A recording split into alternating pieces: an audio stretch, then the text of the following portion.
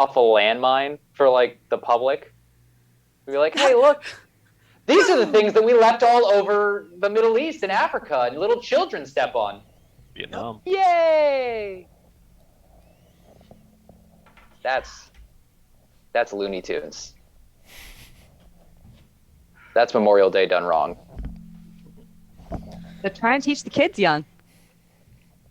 Yeah, we used to do similar things in local high schools. They would let the kids like crawl all over Humvees and APCs and stuff like that. Play with the 240 like empty 240 machine guns mounted to the top.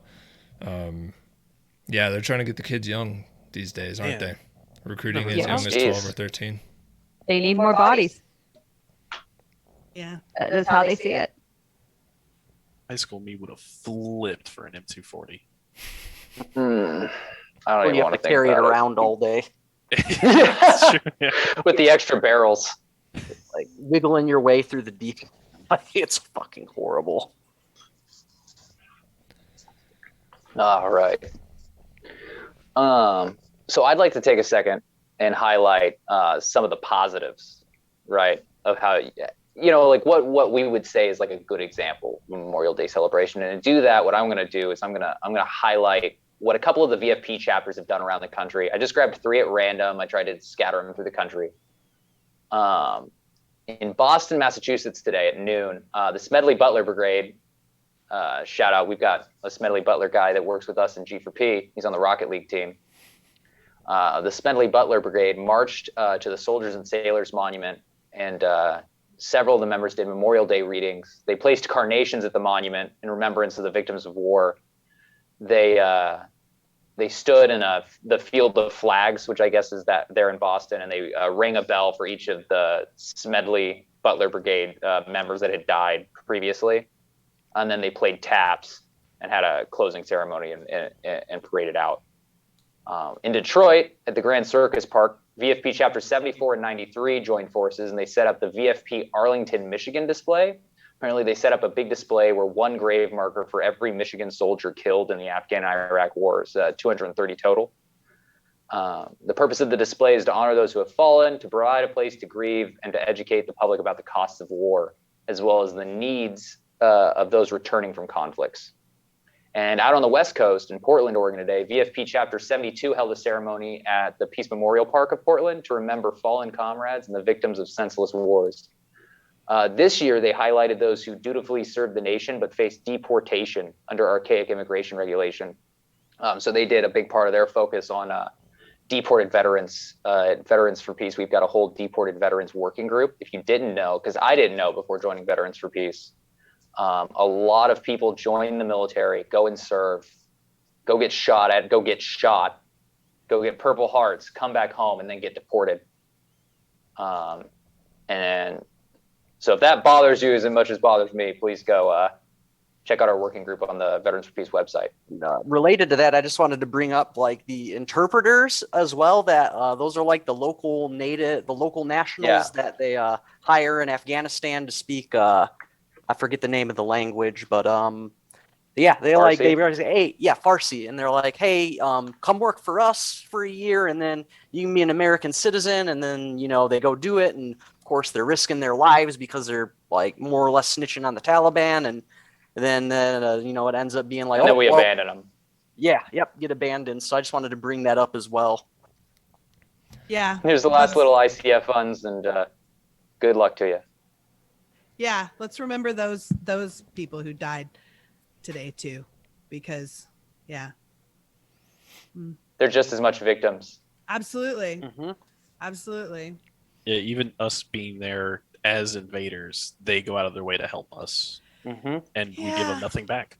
I remember actually seeing a donkey being given citizenship because it helped out the troops, while actual human beings are left. I'll see if I can find a credible link for that and drop it in chat. I'll do some Please do, but that doesn't surprise me at all. It sounds like the kind of like feel good BS that they would do just for PR.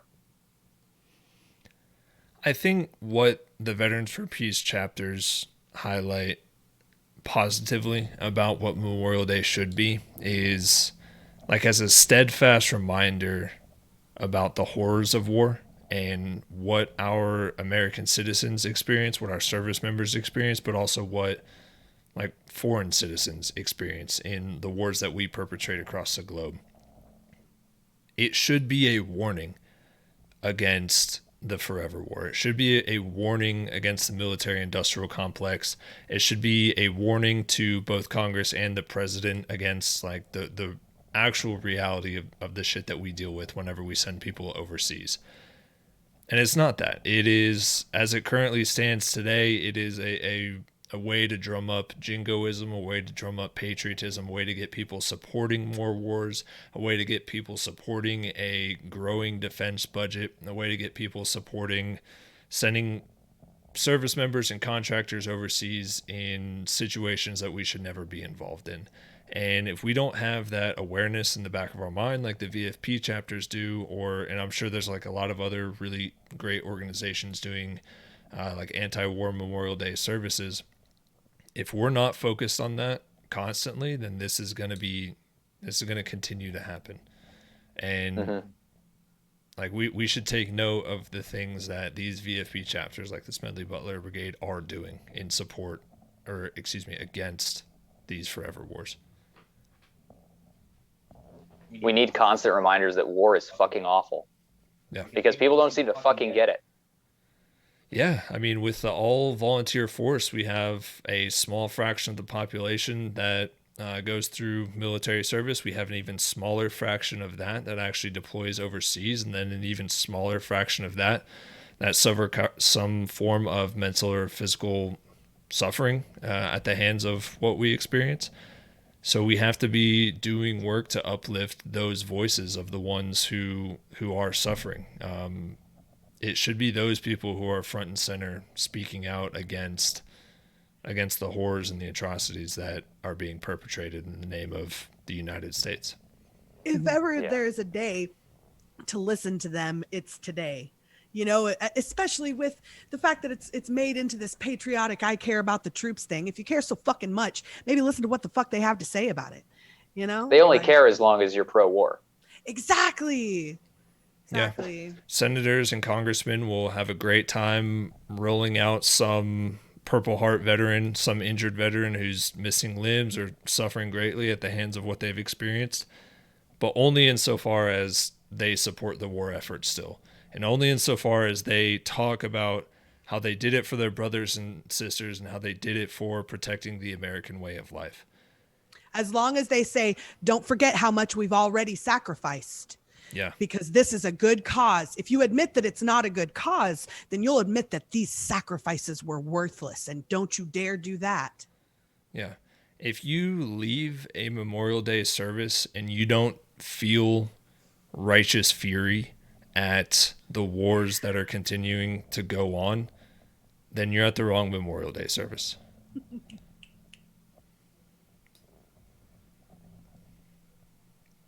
Well, how am I supposed to follow that up, War Puppy? Mic drop. Yeah, well, I guess I can, if you're good with it, beautiful. I can go ahead and transition us a little bit. I think one thing that is pretty important for genuine Memorial Day services to take into account is uplifting the voices of those who have spoken out against these wars. And we actually have one of them on our panel today. That is Poisson over with us. He is a conscientious objector. I know he, whenever he introduced himself, I would like to give some space a little bit to Poisson here and let him talk about his time in service, where he's coming from, what he saw that made him want to go through this very arduous CO process, and how we went through that. So Poisson, if I can hand it over to you. All right, cool. Yeah, thank you so much. And again, I'm really glad to be able here, to be able to share this with people. Because honestly, like, I didn't even know conscientious objector was still a thing. Like, I thought it was, like, oh, this is like some shit they did with like Quakers and the Amish and Mennonites, and that's certainly a part of it. But actually, fun fact, you don't have to be religious. I'm an atheist and I got approved for it. So, yeah, but let's get to it, right? So first off, let's talk what conscientious objector is. So conscientious objector means, a lot of people think it means you're like a pacifist or whatever, and That's not true. It just means that you are personally opposed to participating in war and, committing the acts of violence that go along with that. And you have these strong ethical beliefs, oftentimes and traditionally. They've been based on religion. So as I said earlier, like the Mennonites and there's a couple of the Quakers. Yep. So the Quakers, Mennonites, and some other denominations of Christianity, as well as other religions too. But they said, hey, it's my faith and my religion says I can't do this. I would rather go to prison. And oftentimes they would send them to prison to do like take the big rock, smash it into the little rock, and just do that for 18 hours a day. But so basically, yeah, you are just basically so opposed to war that you would be, like, I can't do this anymore in good conscience. And as you can guess, it's not a very common thing. I think there's about 15 of us a year through the entire Department of Defense. So like the DoD has over 1 million uniformed personnel between the Guard, Reserves, and the active duty. So that's, out of 1 million plus people, only 15 of them applied for this program.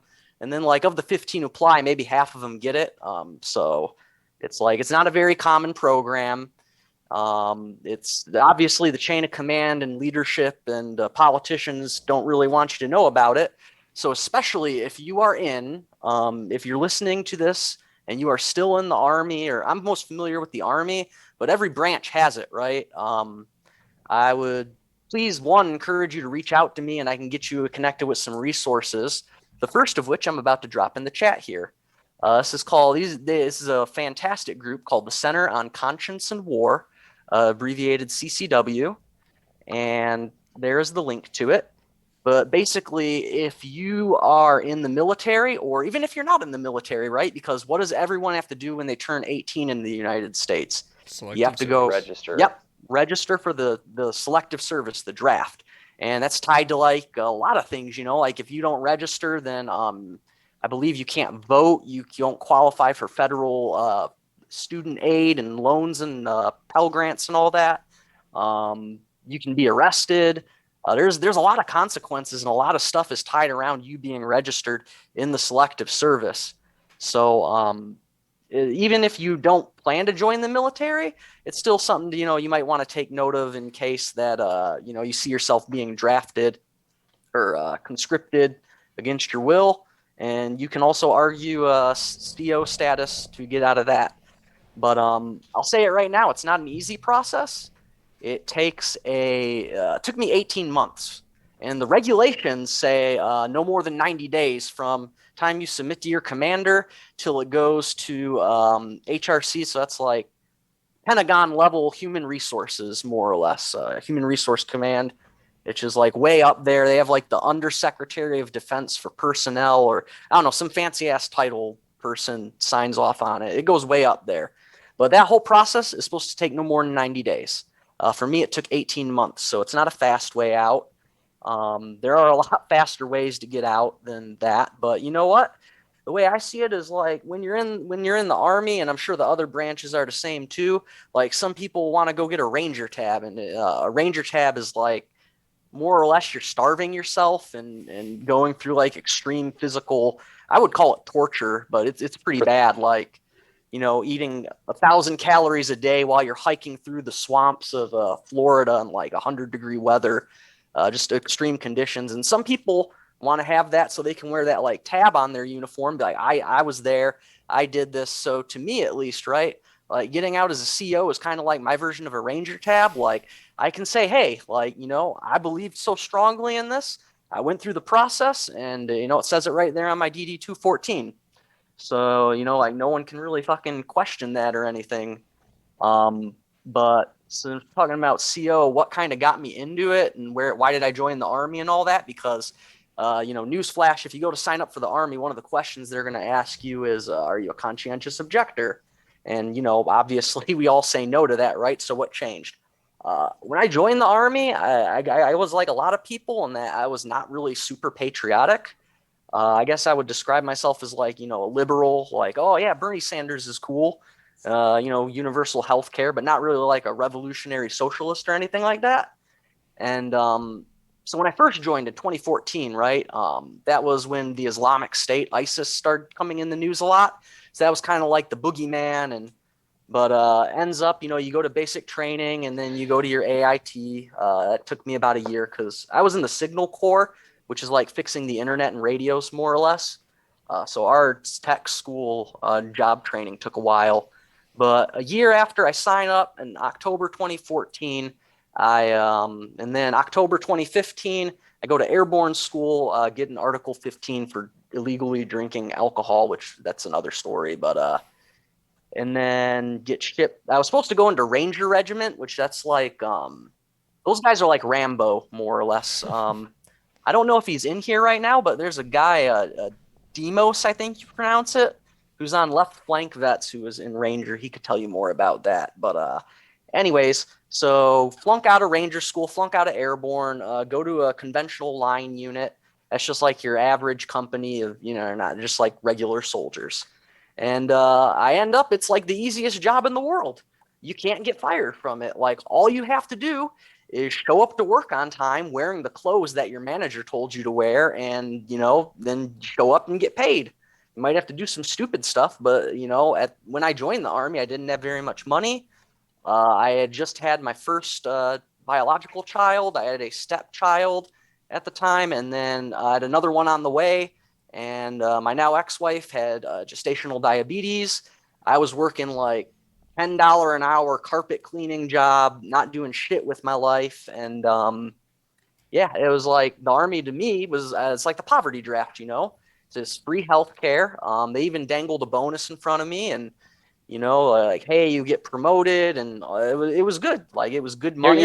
You're painting a pretty positive picture. What happened? Yeah. Okay. When did you wake up? Okay. Yeah, I'm not trying to sell anyone on the Army. So what changed, right? Well, I went to Iraq, right? And it was funny because I went to go get a vasectomy.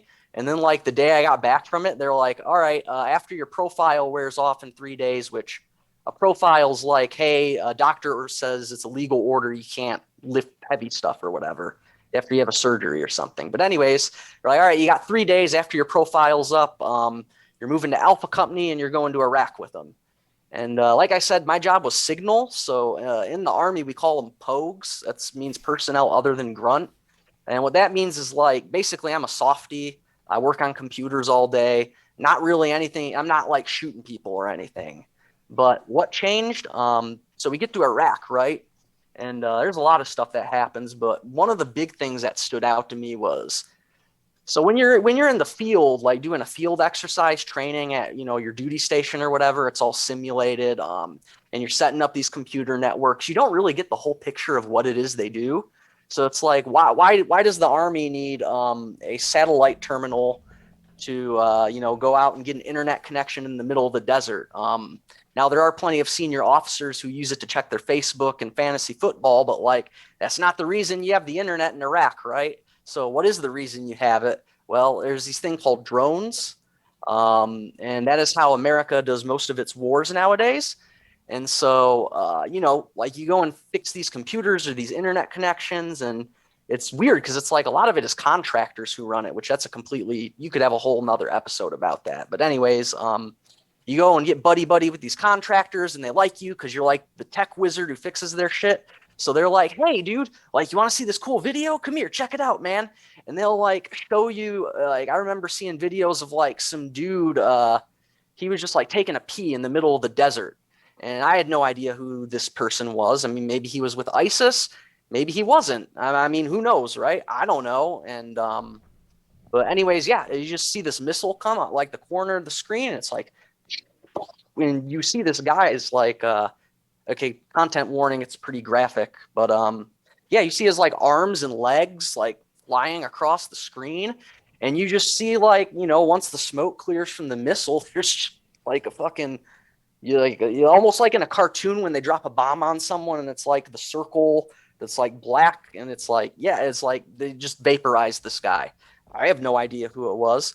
The worst thing I probably saw with regards to like the drone feeds and everything was, so when I was in Iraq, we had an issue with the people who would attach like, homemade chemical bombs to drones, and then they would fly the drone real low and try and drop it on us. And 90% of the time it would land in the middle of the airfield and it wouldn't even do anything. But like the people who run the base were pretty concerned about that.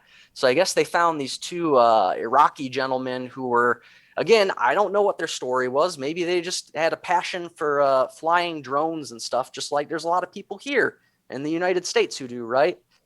Maybe they're just hobbyists. Maybe they were with ISIS. I don't know. But the point is, they just blew up this entire apartment complex, which had to have at least I'd say at least 10 families living in this apartment complex. And it's like, was there anyone in there?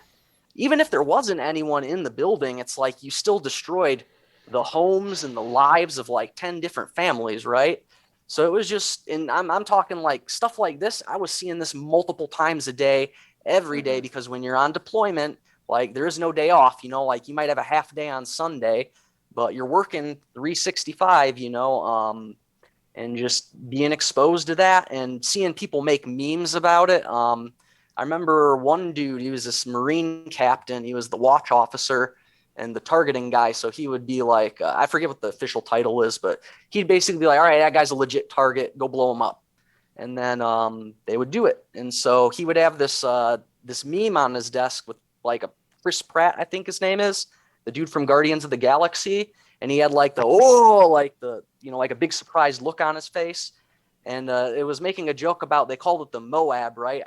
In 2017, I don't know if you remember, but they called it the mother of all bombs. Yep, it was the largest, most powerful non-nuclear ordinance ever created.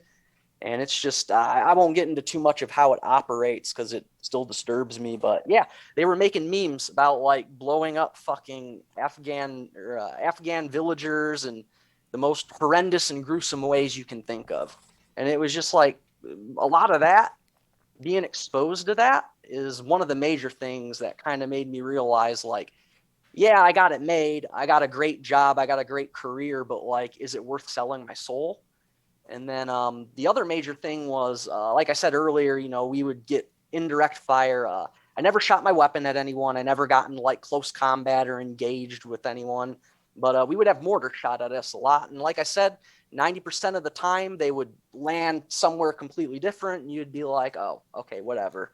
But there was one night in particular, it was right after Ramadan ended. So in like the middle of June. And it just got really bad mortar fire. Like it was, I could feel it like vibrating, and we called them chews, but they were like these little, I don't like half of a shipping container that you live in with 2 other people. And, like it landed so close, like it knocked stuff off of my little, locker thing that I had to store all my equipment in. It was like knocking down my soaps and toothpaste and everything. And, it was pretty bad. And I was just, just sitting there, and like, they call it a bunker, but it's really like a half concrete tube that's maybe 3 feet tall. So you're like sitting there in this little concrete tube, like shoulder to shoulder. And it went on for about 3 hours of just like us shooting 777s, which is like a big artillery cannon.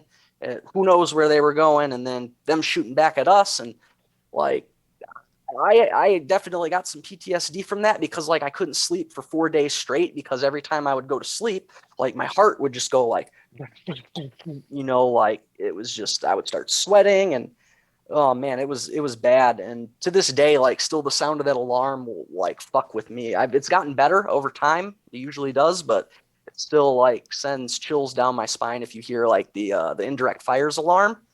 And then as I went on and thought about it more, because you don't really think about it too much when you're over there, because you got other things to worry about, like working, 7 days a week.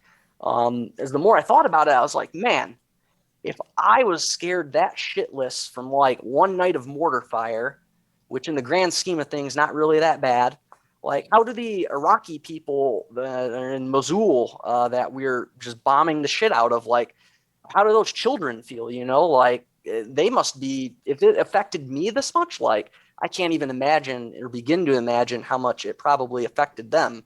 So that kind of made me, there's like a combination of those things, I would say the main drivers of what led me to believe like, yeah, I got to go down this road. I got to apply as a conscientious objector. So what did your chain of command do whenever you first brought up with them that you wanted to go through the CO process? Like, how did they react? How did your fellow soldiers react? Like, how did that go down? Okay. So it actually, I was pleasantly surprised. So at the time, I applied in September of 2019. It was actually September 1st, 2019 is when I applied. And my commander at the time he was prior enlisted. So most officers don't do an enlistment. They just become officers. But sometimes, you know, if you decide to make a career out of the Army, you can go from enlisted to officer. And and he was also like a legit Green Beret, like the dude at a Special Forces tab. He was the real deal. So like, you imagine this man is like a Special Forces guy, pretty big, intimidating kind of. And I'm here telling him like, hey, sir, this thing you chose to make a career out of is bullshit. I mean, I didn't say it like that, but that's more or less what I was saying. And I thought he was going to like rip into me and like call me, all kinds of, slurs and whatnot. And, he's like, well, Yuri, I read over your essay, and it seems to me like you really mean what you say, and you still come into work every day. So, I can't even be mad at you. He's like, I'll approve it. So that part was really easy and in fact, it was like that with pretty much everyone in my chain of command, which really surprised me. I was thinking like Sergeant Major, which is, if you've never interacted with a Sergeant Major before, oh man, I don't even know how to describe them. Yeah, they're not pleasant, and they nitpick like stupid little shit. But anyways, I thought these Sergeant Majors were going to be calling me into their office and accusing me of being like an Al-Qaeda sympathizer and this, that, and the other thing. And none of them ever talked to me about it. So it was weird. I don't say I was supported, but I wasn't really I didn't experience any resistance to it directly. They were just like kind of indifferent. Yeah, they were indifferent. Now, with indifference, in the Army, there's also a lot of paperwork. So, for example, at one point, after my immediate chain of command, so like you have your company, then you have your battalion and your brigade, and then from that you have division. So that's like 4 layers of hierarchy, right? And the division's commanded by like a flag officer, a general. So it's, like if something goes to the general's desk, it's generally a big deal. But yeah, like it is signed off by brigade commander and below, and then it just sat on, they call it the G1, but that's basically like office human resources types. It just sat on this guy's desk for 3 months, no motion, no one, and you can't just walk up to a, like a division staff and be like, hey, I'm a, enlisted E5 sergeant type. Hey, Major Numbnuts, where is my paperwork? Like it doesn't work like that. There's no customer service. So it's like, it was a little passive aggressive shit like that.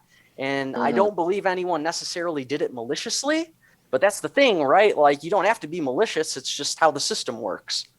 So to answer your question, no one really gave me shit about it, but I was kind of on my own. The bureaucracy didn't help.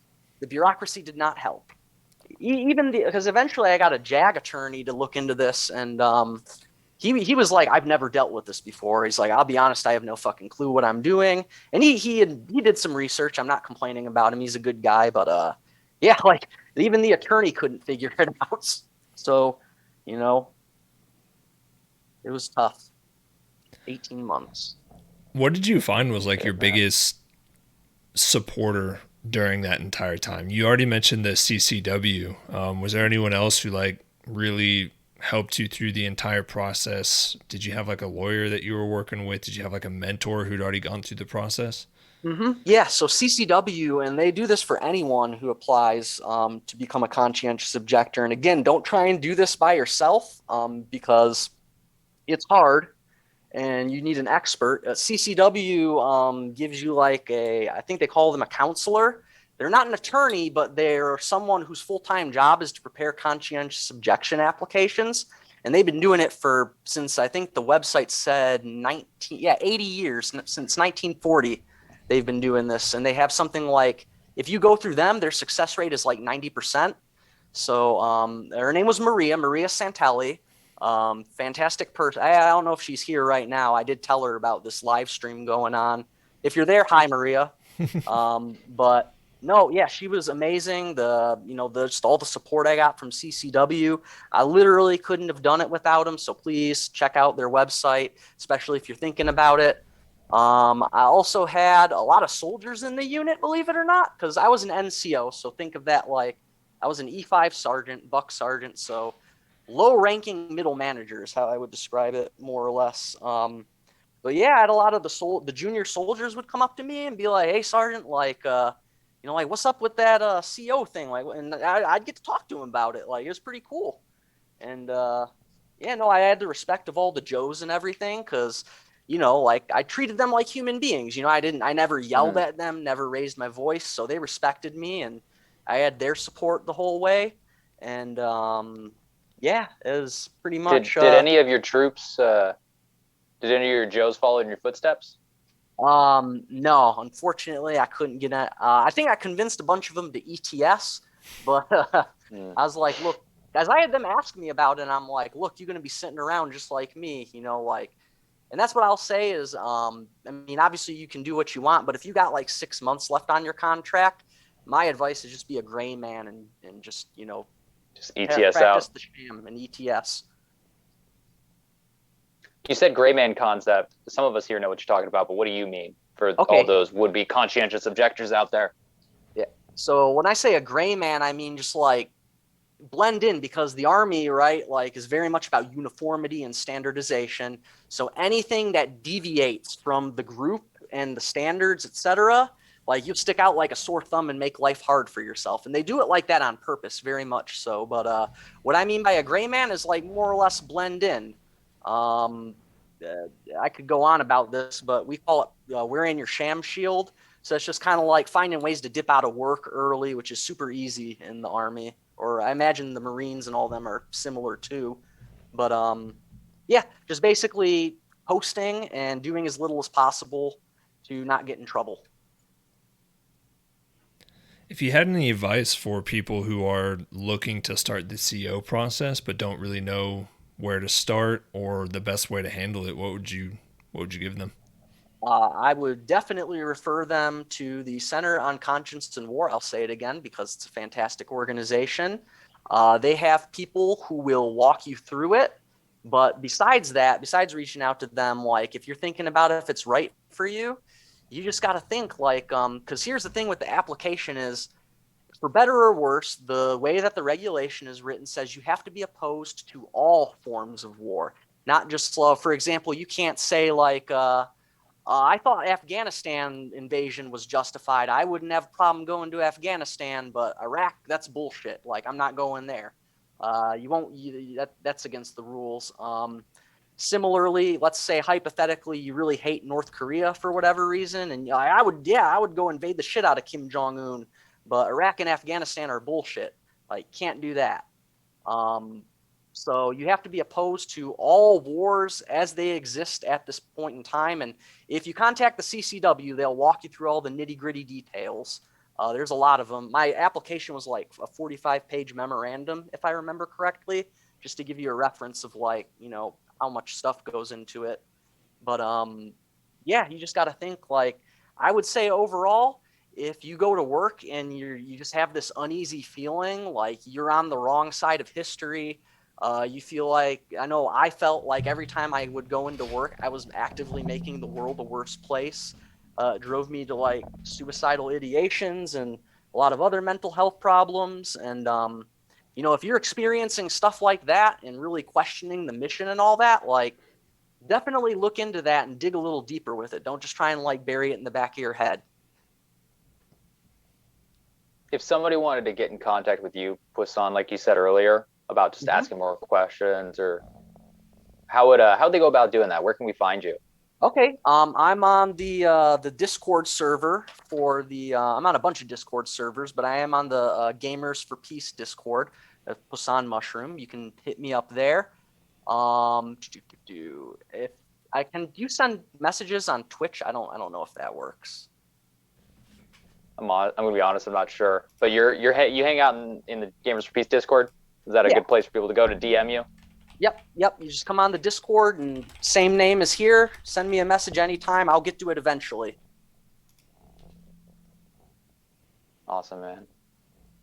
Thank you for sharing all that, first of all, with us. I know a lot of that stuff's really hard to rehash, and I know like even just talking about it, it it can be difficult. So thank you for taking the time and opening up with us and sharing that with us. Yeah, absolutely. Like I said, if just one person thinks about it differently and even goes to apply for it, then I think it's well worth my time.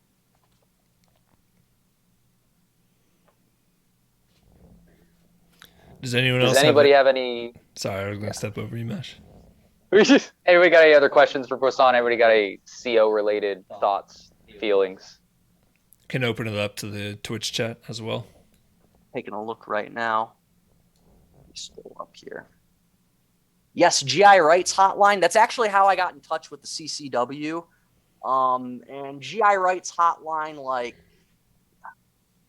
I don't know how to word it because it's like a gray area, but more or less, like, if you're looking for a way to get out, and let's say conscientious objector doesn't work for you, they have other ways and they know other ways to get you out. So yes, GI Rights Hotline, fantastic, highly recommended. Someone posted the link in the chat. Yes. All right. Mash, you ready to take this over to our next segment? Yeah, sorry about that. I was drinking some water.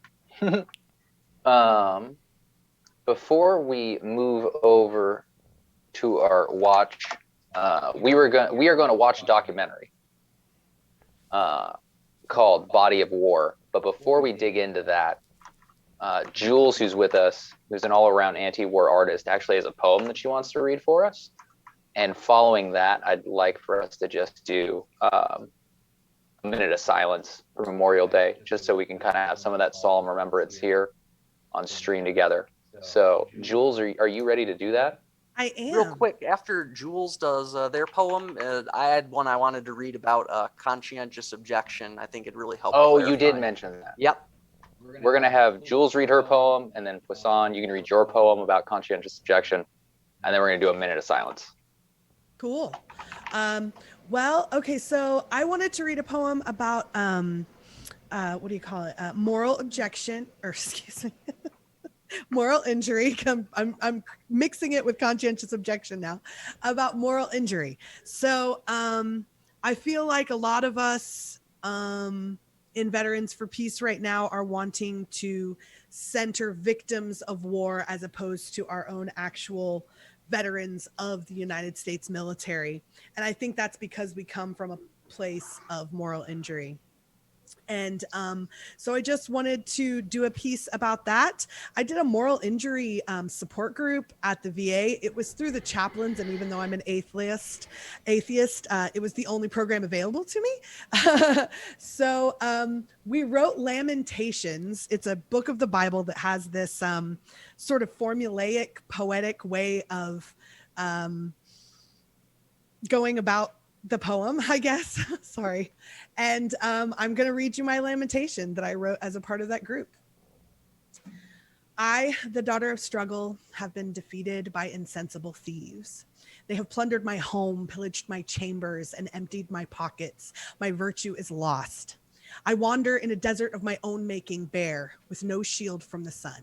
My skin blistered and cracked. The clouds in their anger refuse me shelter. The springs in their resentment refuse to let me drink. So shall I die? Shall I lie down? Let my body return to the earth. Allow my molecules to heal the earth that I plundered, that I pillaged? Could I not have prevented it? Could I not have raised my hands to stop it? My shame runs deep like groundwater to the well. My sorrow floods the lands and chokes the seas. But will tearing my own flesh repay my debt? Can my fruitless torment provide restitution, or does it simply serve to allow the oppressors to triumph once again? I have stacked a mountain of stones on the wrong side of the scale, so much that there is nothing that will ever fill the other side. Not the stones of my work, not the stones of my surrender, not the stones of my love. Nothing will ever fill the other side. And the stones of my fruitless agony fill not the scale. They build a wall that impedes my path. I must lay down my selfish anguish and suffer instead the pain of dispelling my own ignorance, of making mistakes, of openly admitting my wrongdoing and changing my behavior, and then bearing the righteous anger of those I have wronged. I will break my back, bloody my fingers, and tear the soles of my feet to drag the heaviest boulders I can to the right side of the scale. And then, if I can make it budge, even the tiniest bit, maybe then I will finally deserve peace. Thank you. Thank you for that, Jules. That was beautiful. Wow. That was very heavy. Sorry. No, it's fucking beautiful. I'm tearing up, man. Thank you so much for witnessing it. It brings me healing to have it witnessed. I love you guys. Yeah, and thank you so much for sharing that with us. I think it evoked the exact type of emotion that we've been talking about here for Memorial Day. That righteous anger, that knowing that we can do better and that we need to be stopping this track that we're following. Yeah, that was amazing. Thank you for sharing. Poisson, do you want to read your piece on conscientious objection? Yeah. So, just real quick, this is a poem by her name is Edna St. Vincent Millay. She was a poet and a playwright. Was born in the 1890s. I forget the exact year, but during World War I, she was a very dedicated pacifist. She was opposed to war. She correctly predicted the rise of fascism in Europe. Did a lot of political work. But as I said earlier, she was a dedicated pacifist and a conscientious objector. Not that women were, at that time they weren't drafted into the military, but it was still like she was opposed to it, and she worked and helped a lot of people who did face drafts. And she wrote this poem about what it means to be a conscientious objector. And I'm reading it to you because I forget who it was here, but someone asked me earlier, how do you know if this is right for you? Well, if this poem resonates with you, then you know it's right for you. Anyways, without further ado, this is called The Conscientious Objector. It goes, I shall die, but that is all I shall do for death. I hear him leading his horse out of the stall. I hear the clatter on the barn floor. He is in haste.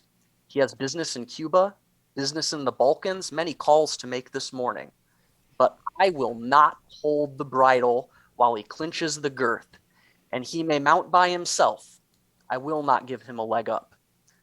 Though he flick my shoulders with his whip, I will not tell him which way the fox ran. With his hoof on my breast, I will not tell him where the black boy hides in the swamp. I shall die, but that is all I shall do for death. I am not on his payroll. I will not tell him the whereabout of my friends nor of my enemies either. Though he promise me much, I will not map him the route to any man's door. Am I a spy in the land of the living, that I should deliver men unto death? Brother, the password and the plans of our city are safe with me. Never through me shall you be overcome.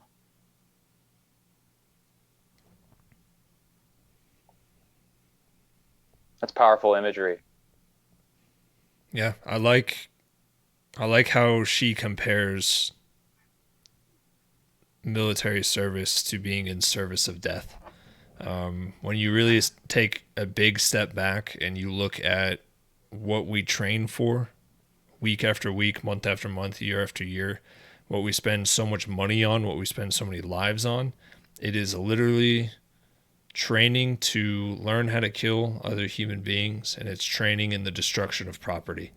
And that's what that poem talks about at its core, is if you're in the armed services, you're not producing value, you're not generating productive labor, you're not building towards a better society, you're only building towards the destruction of people and property. It's a death cult. Yeah. Absolutely.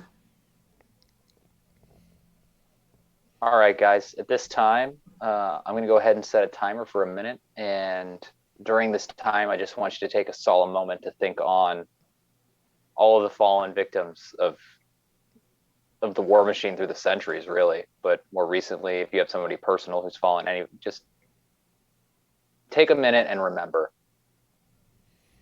And I'm going to start the timer.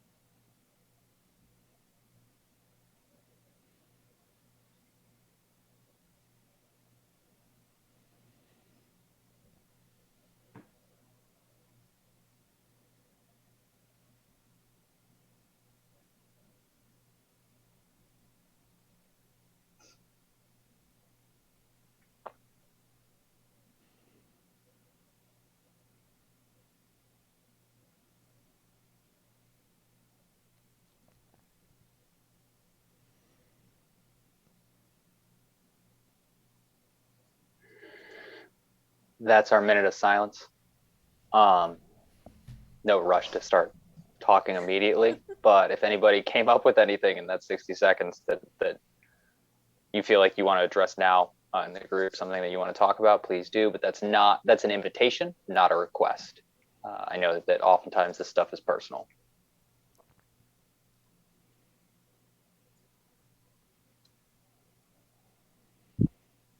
All right. Well, with that being said, for the rest of the stream, we're going to be switching gears and we're going to watch a documentary from 2007 titled Body of War. It's a film that follows veteran Thomas Young, who was paralyzed by a bullet to the spine while deployed in Iraq, and his journey from soldier to anti-war activist. It deals with the personal story of Thomas Young, as well as the debate that took place in the Congress about the ultimately destructive decision to invade Iraq. I think we're going to take just a short break while our tech lead gets that set up, and we'll be right back with you. So don't leave the channel if you're watching the stream. It's going to be a quick minute while we get things switched over so we can watch that, and we're gonna pause it periodically and commentate. Before you switch over, I just want to say, you asked us earlier about times when Memorial Day was done right, and I just want to say that being here with you and doing this feels like that. So thank you. All right. Thanks, Jules. Thanks, Jules.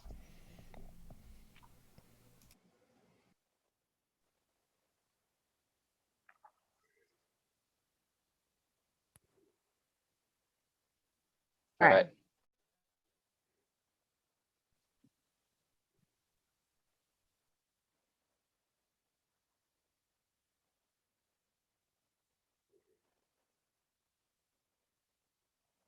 If you want to try, I can let you know. I'll brought the stream up.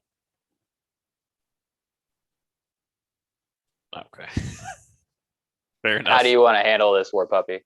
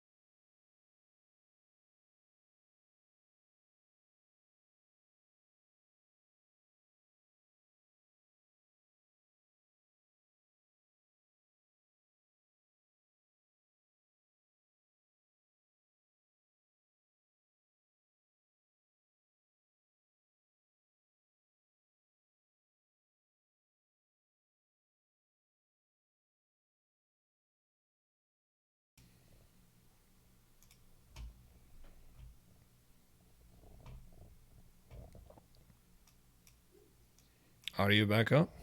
Oh, hey, can you hear me? There we go. Yes, can hear you. Yep, we're Okay, here live. Let me see real quick. Apologize, stream. I'm getting everything set up for us. If y'all just give me half a second, I'll make sure we're good to go.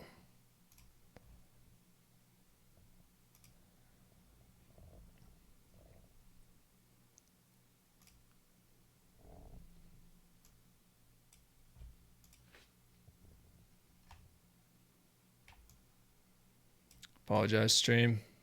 Getting everything good. Yeah, just bear with us, guys, while we go through some technical changes. We've had a lot of... Yeah. All right. So I'm going to go ahead and start the video. If the stream could just let me know if we are good to go here. And then every time we want to interject and pause, I'll just get it resituated. So.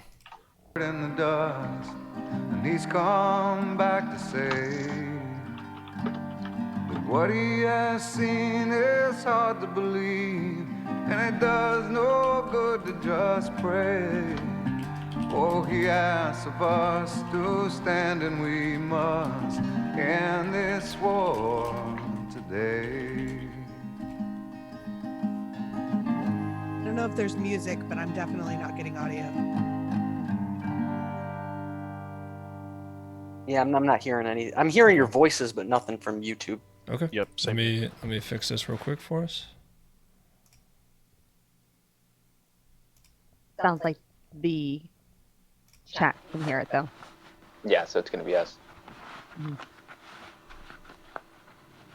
Yes, Now, Mr. President, Okay. today Yep, there we we're go. faced with the most solemn decision a lawmaker can make, whether or not to authorize the use of military force. Voting for a course of action that will send young Americans off to fight and die for their country is the most solemn responsibility every member of this Congress will undertake. We need to approach this issue as if we are sending our very own children to war. When he puts on that uniform, he's my baby. And I have fear. This is probably the hardest decision I've ever had to make. The great debate we begin today represents the opening act of a drama that promises to define the 21st century.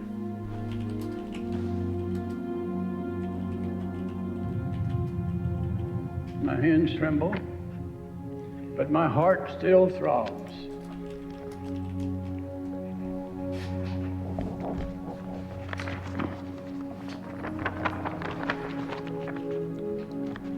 I read this quote.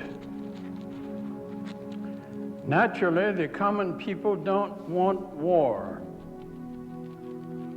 But after all, it is the leaders of a country who determine the policy. And it is always a simple matter to drag the people along, whether it is a democracy or a fascist dictatorship, or a parliament or a communist dictatorship. The people can always be brought to the bidding of the leaders. That is easy. All you have to do is tell them they're being attacked and denounce the pacifists for a lack of patriotism and exposing the country to danger. It works the same in every country. Hermann Goering, President of the Reichstag, Nazi Parliament, 1934.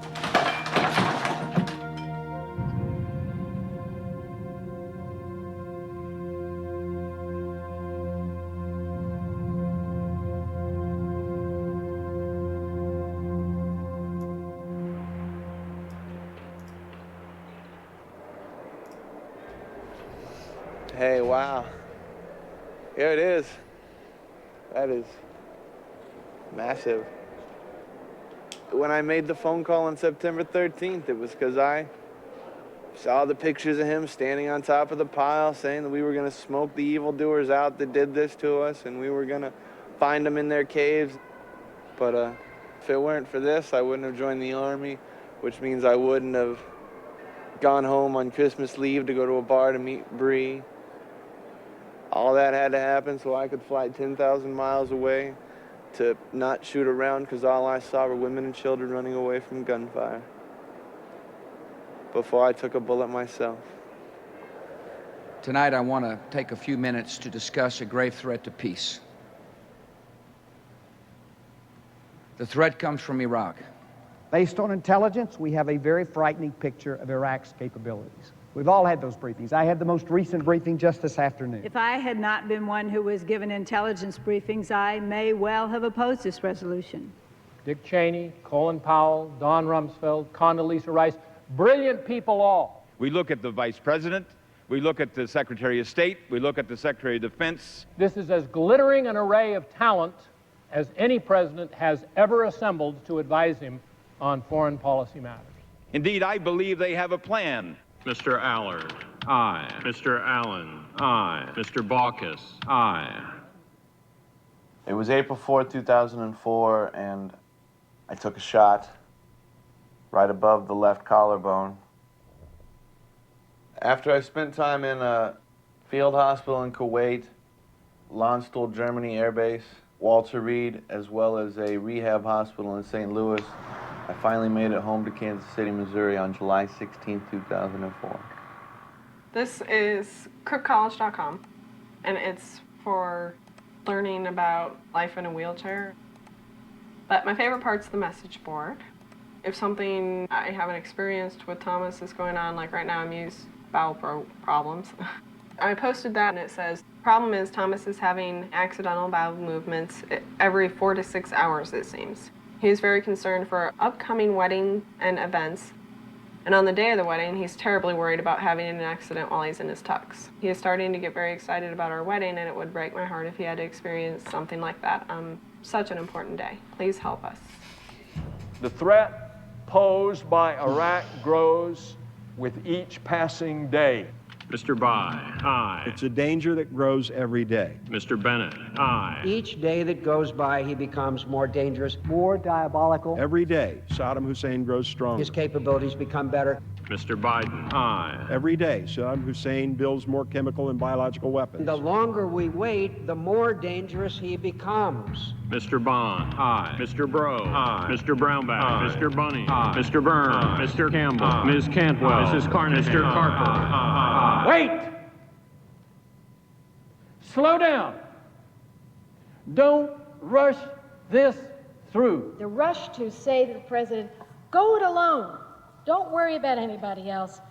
I think it's hurting this debate, and I think that this debate looks political. 3 weeks before election seems to be an odd time to be authorizing war. I urge you to oppose this rush to war.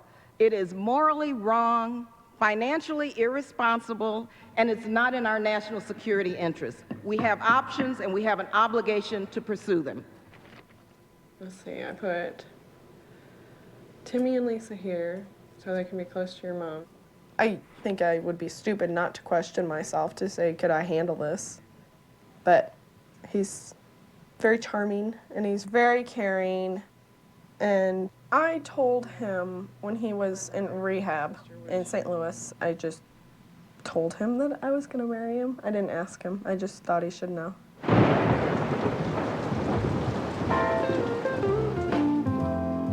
You got like boobage showing. Tie in or out of in. Do you mind? Good. Woohoo!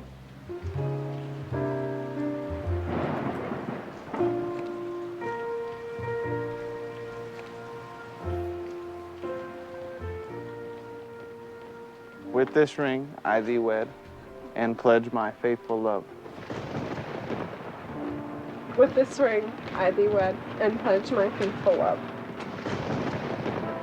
I now pronounce you husband and wife. Ladies and gentlemen, Mr. and Mrs. Thomas Young.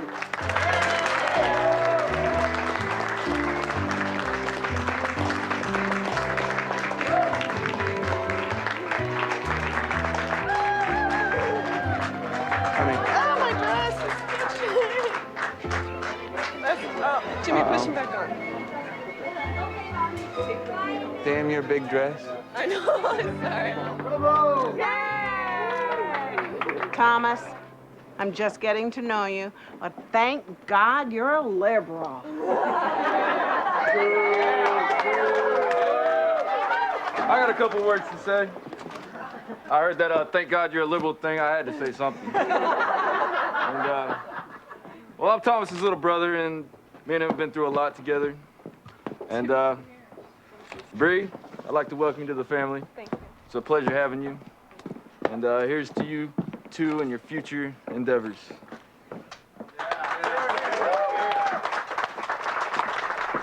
I'd like to say something else. I'm proud of my brother Thomas for going in the Army and being brave and going in Iraq.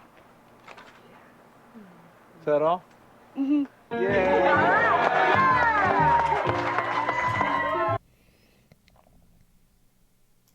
So I'd like to pause it there. I'm going to stop sharing the screen. I think it's going to bring back all of our faces, but I think this is a good time for us to stop for a second. Take a break and unpack some of that. Yeah. Yeah. I'd like to go first if anyone does anyone object to that? No, shoot. Please go Shoot for what's it. on. Okay, cool. So, yeah, it was just that last scene before we paused it where the little boy, you know, his younger brother was like, hey, I just want to thank you for being like brave and going into Iraq. And it's like, so I personally have two children, and they look, you know, my son is about the same age as that boy. And it's just like, that's the kind of stuff they tell him in school. And thankfully, you know, I'm able to be like, hey, dude, let me tell you how the Army really is. But like, I can't be there for every kid, you know? So it's like, it gets to them from a young age. Like recruiting starts almost from like the time you're born. You think about it with all the propaganda and shit. Yeah. Yeah. I remember after 9/11 being forced to go sit out on the roadside in elementary school or however little I was, and like waving flags at nearby cars and like, we support the troops and like, yeah, let's go kill Iraqis. Little kids holding signs. Yeah, they had that. Well, it was like some weird like song is like about bombing Saddam, and they just made it like a joke out of it. And I remember singing that as like, you know, a little 11-year-old boy, and I had no fucking idea what I was really talking about. You know what I mean? Like, yeah. I think there was a very deliberate juxtaposition on the purpose of the documentary filmmakers when they were showing all the very personal moments of planning the wedding, going through the wedding, trying to get dressed in the morning against the very impersonal voting process that was going on in Congress at the time and how fast it was rammed through without any consideration for the very real impact that it's going to have on the lives of many people, Tomas being one of them. Mm-hmm. I thought that was a pretty poignant juxtaposition on behalf of the documentarians.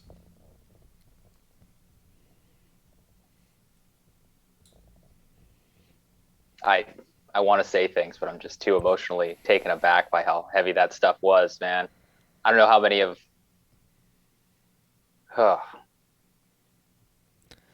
So rough. Yeah, so at the risk of spoiling a little bit of the later of the documentary, I do know that he starts getting involved in some of the anti-war movement, specifically Iraq Veterans Against the War. And I don't know him personally. I know some of our community members might know him personally, specifically across these organizations, but I have to wonder what he's thinking whenever people are bringing this up at his wedding. He's seeing his brother who is going through this, who decided to enlist after seeing everything that had gone on with him.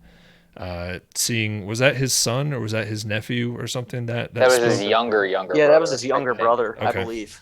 And seeing his super young brother saying the same kind of thing that leads us down this path time and time again. yeah, I'd have a hard time parsing that if I was him. So I wish he could be here to talk to us about it. I can imagine that was hard. This is my first time seeing any of the debates between our leaders. I may have seen John McCain before, like maybe a little snippet, but I've never seen those before. And I gotta say, I'm really, really proud of the people who were speaking out against it, because it wasn't a lot of people, but and you know they got were lambasted. saying, yeah, but everything they were saying, like they are the ones who stood up for me, you know, like, and for all the people who got hurt by me and other people, like those. I hope those people are really proud of standing up and saying those things, because I'm very proud of them. Yeah, you look back on stuff like that years down the road, knowing everything that we know about the Iraq War and how futile it was and how destructive it was and how wasteful it was. And I mean, you have to be vindicated at a certain level to just understand that, like, I stood up for the right thing back in the day. And I wish we had more leaders within our government who were willing to do that. A lot of those people who voted yes on the Iraq War are still around today and still making decisions and still not held accountable for those not only that, Yeah. but it's also they're rehabilitating the image of President Bush, who, you know, like pacifist war vet. I saw you flipping him off there at the beginning of it, and it's like, yeah. Now they're trying to make him like, oh, look, George Bush paints these beautiful watercolor portraits of some dude who got his leg blown off. He gave Michelle Obama a candy, so that forgives his war crimes. Yeah, it's like you're the guy who ordered him to get his fucking leg blown off. Like, come on, dude. Yeah, fuck that guy. All right. Yeah. Hey, does anyone else have anything more? I was going to say that it really speaks to America's general mentality back in those early 2000s. Yeah. Because even that in 2005, that fervor was still fresh, and that wound that America felt. 'Cause, I mean, I was in 5th grade in class watching the second tower fall, and I can remember how moving that is. And just as a kid, especially for his younger brother, you can't conceptualize the entire scope of this geopolitical issue. You just think we're the goodies and they're the baddies. Right. Yeah. Yep. I didn't have any context. I was so young whenever 9/11 happened. And the assumption was there that 9/11 was at all associated with the decision to invade Iraq. And 2, that the people who were making these decisions had America's best interests at heart, had our citizens' best interests at heart, or even knew what the hell was going on. And you watch like portions of this documentary and you see how fast everything was rammed through, and it kind of just speaks the lie to the whole thing. And so you're like looking back at your childhood and be like, holy shit, all that stuff that I believed, all that stuff that I told is just not even remotely close to the truth. And they threw us all in front of a train without like a second thought. Yep. They're like, fuck it, it's not my kid going to war. Yeah. Pay me my money, Boeing. Yeah. Yep, it's just for those donations. The poors. It's the people who were economically drafted into the military who had no other option, or who unfortunately got duped into believing that the war machine was just. So, all right. I'm going to go ahead and get us going on the next 8 to 10 minutes or so. I'll stop us at around 10 minutes prior to the end of the stream and just give us time to wrap up and everything. So give me a second to make sure this all goes through properly.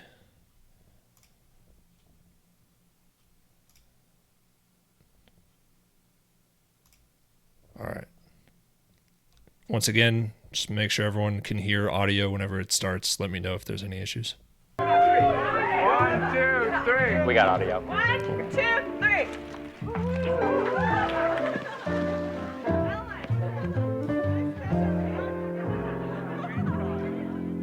They will be dancing in the streets, waving American flags. No, this job in Iraq will be easier than what happened in Afghanistan. Mr. Cleland. Aye. Mrs. Clinton. Aye. Mr. Cochran, aye. Mr. President, what happened to Osama bin Laden? Do we know how long a war in Iraq would last? Has there been any assessment for the American people of how much a war in Iraq will cost our economy? Do you have any idea of the human loss we should expect? Remind members to address their remarks to the chair and not to the president. Dude, I ain't never having a wedding at my house again. This is it. My middle son, Nathan, is also in the service. He will be going to Iraq as convoy security. You got to know, way down deep inside, I'm so proud of you. And I think you're an amazing young man. And what you're doing is so honorable and so noble.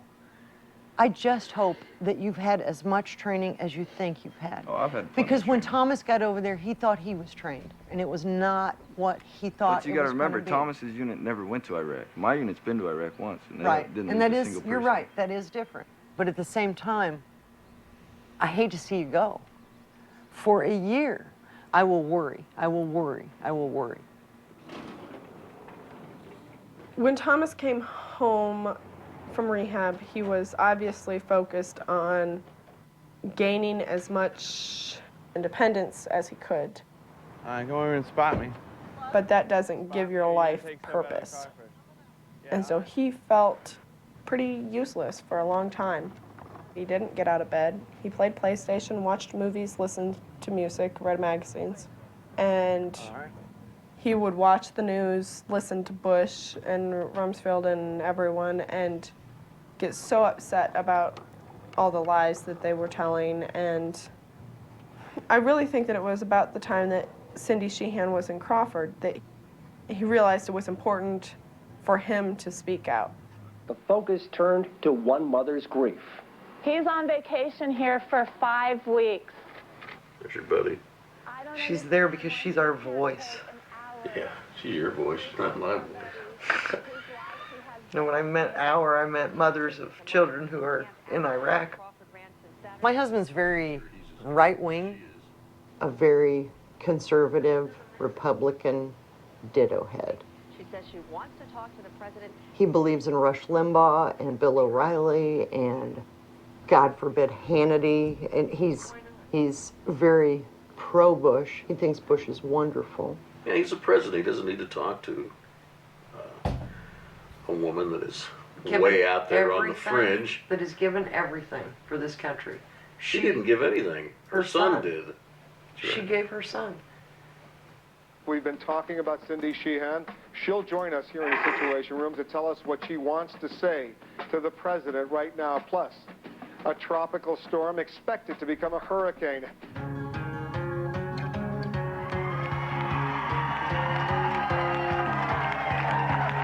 Many of us who have been silent far too long have begun to get behind these women being led by Cindy Sheehan. Before I joined the military, I was politically minded, but not necessarily politically active. I only became politically active once I had joined an organization called the Iraq Veterans Against the War. Please welcome a brave woman. Thomas is there. Nice to meet you. We're going to take Count Casey to Congress, and we're going to... Momentarily, we're going to speak with Thomas Young, a 25-year-old disabled Iraqi war vet. He's here on his honeymoon.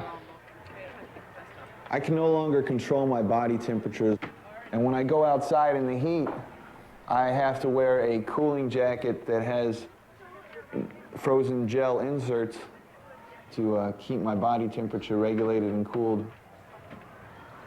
They tell me the feeling dizzy after warm days and all this will go away eventually once I get used to my injury. God, I hope they're telling the truth. Nice to meet y'all. I'm Thomas Young. Thomas, by the way. Hey, you've got time to do an interview? I called my recruiter on September 13th. I wanted to go to Afghanistan, and I only managed to spend maybe 5 days in Iraq until I got picked to go on my first mission. There were 25 of us crammed into the back of a 2.5-ton truck with no covering on top or armor on the sides. For the Iraqis on the top of the roof, it just looked like you know, ducks in a barrel. Yeah. They didn't even have to aim. So when you're asked to fight a war that's over nothing, it's best to join the side that's gonna win. And no one's sure how all of this got started, but we're gonna make them goddamn certain how it's gonna end. I've got meetings, I guess. I'm a busy man. We're coming, we're coming. I'd also want to introduce Thomas Young. He was fighting in Solder City and wounded the same day Casey was killed, and he was part of the 1st Cavalry too.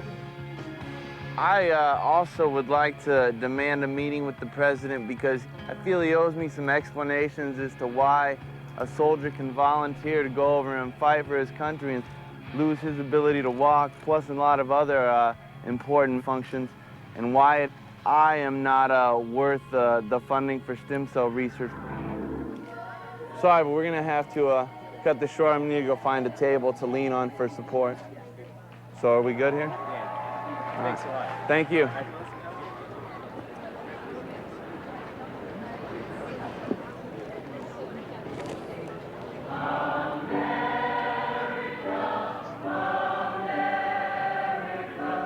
God shed his grace on me and crown thy good with brotherhood from sea to shining sea.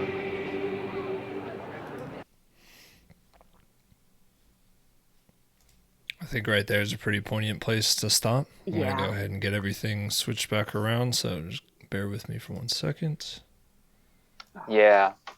Something that I could talk for a second about is I'm really interested to see the mothers against the war in this documentary and how like poignant that is. Because I know when I first went in, my mother who signed me up for the Army at 17 years old, got really active with the Blue Star moms. And it's just really interesting to me to see that there were like a lot of mothers during the Iraq and Afghanistan war who like knew that like this was fucked up and they were against the war. You know what I mean? And just seeing that contrast, because I saw so much of the other side of it, like mothers that because their kids were in the military, they were like extremely pro-war and like really all in on the hero worship. Yeah. I know fathers who reacted that way too. Go ahead, Alex. We saw the same thing with Thomas's family. That was his father that was speaking, right? Who was very pro-war and said something along like, "We just got to trust Bush" or something like that. Which, looking back on it, was probably not a great decision. But like, what does it take to reach families who have sacrificed their sons and still believe that it was just? It's almost like they have to believe it, that nothing can convince them. You can't make a sacrifice that big and also understand that it was for nothing, that we shouldn't have been there in the first place. People don't want to ever admit that they were wrong, especially about something that would call into question their like morals and ethics and be that shameful. Yeah. It's easier to just lean on the echo chamber and support you. La la la la la. No, I'm right. Yeah, and this speaks to the difficulty that I have talking about Memorial Day in general. Is like, how do you express sorrow over the lives that have been lost on our side while also saying like they died in vain? And that pisses me the fuck off. Like, I'm angry. We shouldn't have lost any of those people. We shouldn't ever have to lose any of those people ever again. But I know it's still going to happen. Like, how do you tell someone, like a family like that, who says, like, your son lost his ability to walk and it was in vain, and that should piss you off? But if you say that to someone, they're going to turn around and try to fight you or something, because, like, you can't say that to someone, you know? And I feel like it's only in places like Veterans for Peace or About Face Veterans Against War, these anti-war groups, where I can express my frustration over that and be among like-minded people who understand where I'm coming from. Like, I'm coming from a place of genuine empathy and sympathy for these people. Like I feel their pain and I feel their sorrow, and the only way I know how to process that is to just channel it into anger, because fuck, like, this is awful. What, I don't know about you, but I feel tricked, I think, is one of the feelings a lot of us veterans feel, right? Like on this side of things, being anti-war activists, it's like you taught us that we were fighting evil. You made us think that we were the good guys and we were the bad guys the whole fucking time. And so were you. Yeah, like Thomas, the people who fucking... Thomas experienced that, right? He signed up, he enlisted on 9/13, 2 days after 9/11, thinking that he was going to go fight the people who perpetrated that, and wasn't even close. He nowhere, like nowhere even close. He ended up in Iraq, wanted to go to Afghanistan, ended up in Iraq, but it turns out the people who actually instigated it were Saudi Arabian, and so it's like, what the fuck are we doing?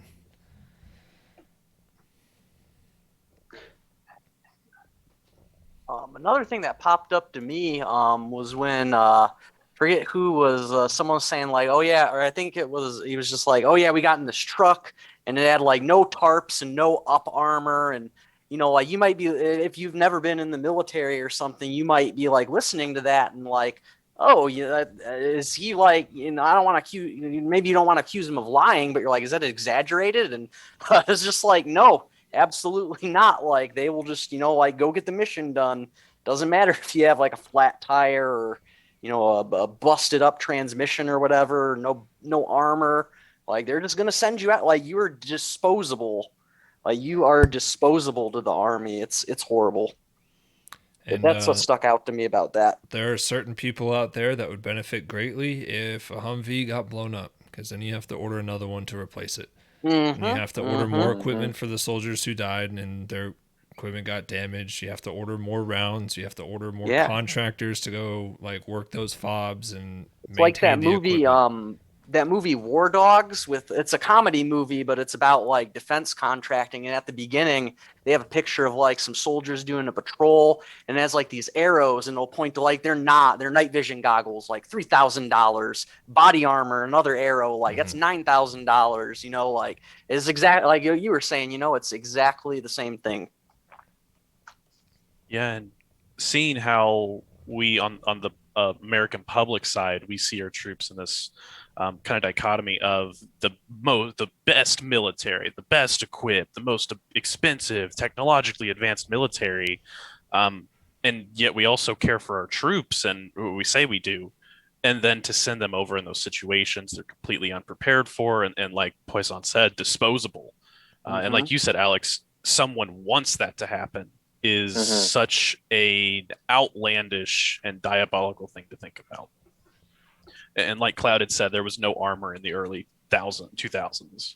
Like just from a public side, I'm thinking, oh, these troops are going in Bradley IFVs or in some type of armored transport. And to say it like how Thomas said it is just sickening. Basically open-ended cattle trucks. Yeah.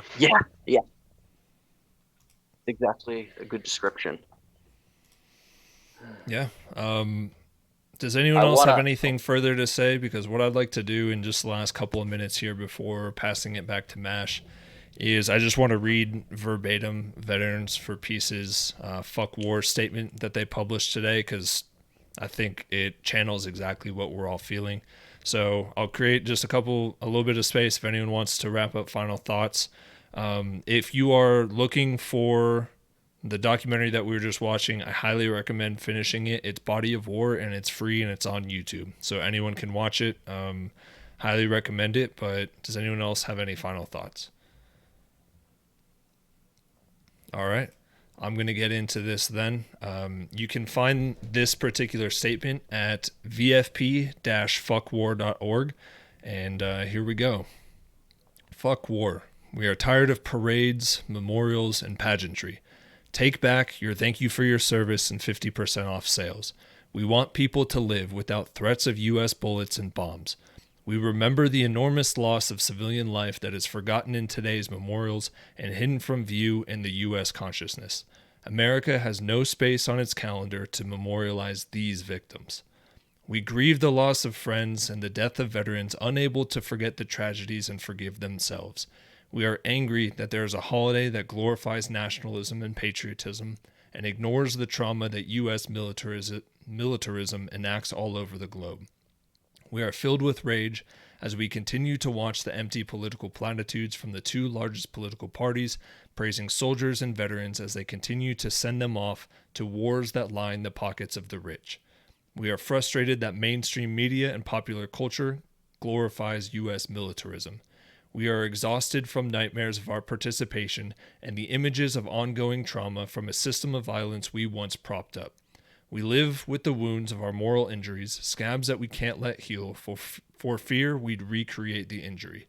On Memorial Day, we don't want to remember and we are afraid we will forget. All we know for sure is, fuck war.